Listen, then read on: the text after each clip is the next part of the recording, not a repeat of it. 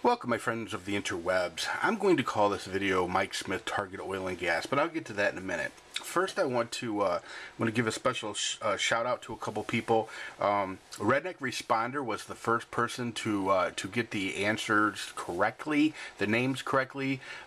Dirtbag 1 and Dirtbag 2 in the correct order, which Dirtbag 1 was Christopher Cleo Smith, and Dirtbag 2 was Michael Smith, both, of course, from Target Oil and Gas. But I do want to give a special shout out to Cascadematt, who was on the right track for sure. But he wasn't. I mean, I've clearly, the question mark after was definitely an indication that he wasn't totally positive, and he didn't have him in the right order. I think he had Mike Smith first. I'm not sure about that, but anyway, I'm gonna have a link to both these guys underneath this video. Both of them are really badass, really cool YouTubers. Neither one of them have a ton of subs. Definitely nowhere near as many subs as they should have. I'll tell you a little bit real quickly about both of them. RedneckResponder, I tell you, I featured one of his videos on my channel, so you can check that out now if you want. He's really cool. The videos that really cracked me up are the, well, I should say cracked me up. He does a really good job. He's clearly very serious. He does whiskey reviews, and you have to be a special kind of guy to be doing whiskey reviews. I mean, I've seen a ton of beer reviews, but as far as I can think, he's the only person that's ever nutted up and did a bourbon review, a whiskey review. He's a really cool dude. So check him out. And Cascadematt, I don't know as much about Cascadematt as I do about RedneckResponder, but from a quick glance at his channel, it looks pretty interesting. He's got a looks to be a first attempt at canning, and I'm big on canning. I think my firearms guys will like his channel. He seems to be an outdoorsman, a firearm enthusiast. Or as I like to call myself, a gun nut. Now I may be wrong. Like I said, I just took a glance at his channel, but he seems to be a pretty cool dude, and he seems to be on the right track. And I don't think he's got more than 40 subscribers. So if y'all can go over there and check both of these guys out and give them a sub for sure. Okay, now Mike Smith. A lot of people were sending me messages going, "Dude, what are you doing? What's that all about?" And I'm like, look.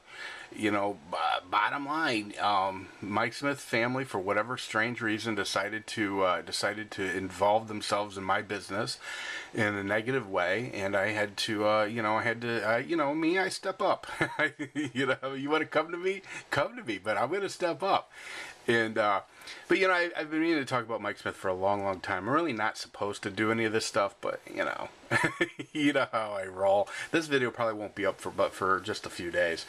But, yeah, surprisingly, nobody's busted my balls about the last couple of videos because I didn't have any of those vetted. So, anyway, Mike Smith, just, personal message to Mike Smith. You need to take responsibility for your actions. You have 10 long years to think about the things that you have done. You need to quit blaming other people and playing the victim. You are the victimizer. You know that. And don't play otherwise, because I'm going to tell you something right now. Until you start manning up and start taking responsibility for the people that you've injured, you will always have me on your enemies list. Always. And maybe that changes if you start straightening up and flying right and trying to do the right thing. But for now, all I see is somebody who is blaming everybody but themselves. And you've got your family either convinced, or maybe they're in shock that there are no longer millions of dollars flowing into the illegal enterprise. I don't know. But it just seems to me that you need to step up. You need to make a man out of yourself. I mean, you're over 50 years old. Man up. It's time you grow up. You had a scam going on. That's what you did. You scammed people out of their money. You told them that they were buying something that was bullshit. Listen,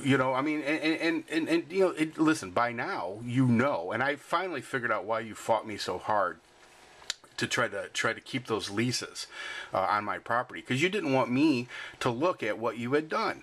Well, guess what, Mike? I had a service crew come out there, and I know exactly what's what with well number one. You are a criminal, and you are exactly where you belong. In a federal penitentiary. My only complaint is that you're in a low security facility, which is basically a club fed. Yeah, the only thing that makes me feel better about that is knowing that you were told when to go to bed, when to wake up, what to eat, when to eat, and you will for the next 10 years of your life.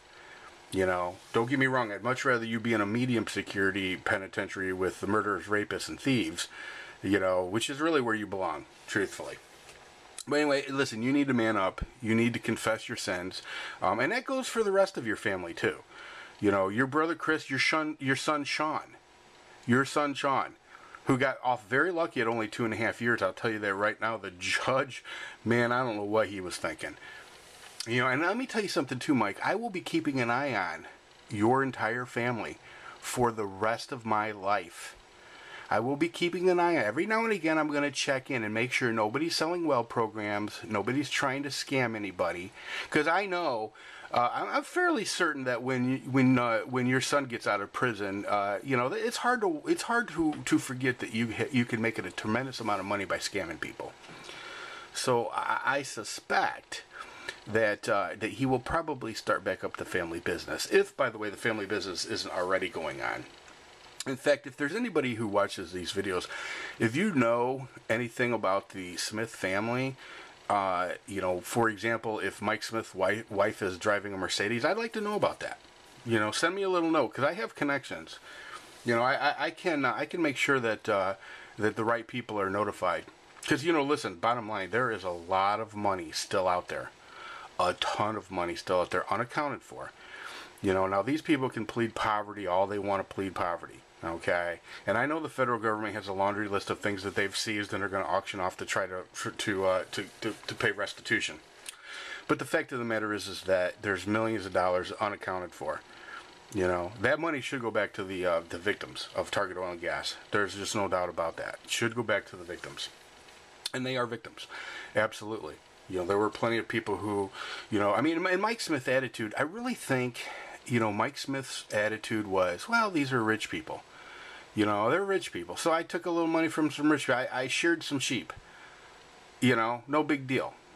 And the sad thing about it is I think he's convinced himself of that. I think he really is. I think he's convinced himself that what he did was not all that bad. These were rich people. He just took a little change out of their pockets.